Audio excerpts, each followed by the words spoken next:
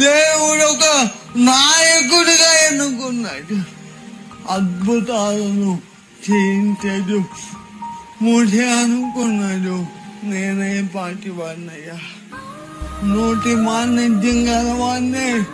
మా అన్న లేదా, మా అన్నను ఎన్నుకో అని అంటే దేవుడు అన్నాడు, మీ అన్న కాదయ్యా.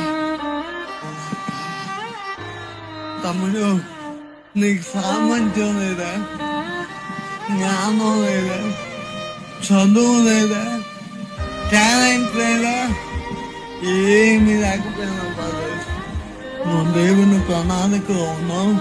నువ్వే దేవుని కావాలి. Praise the Lord, praise the lord.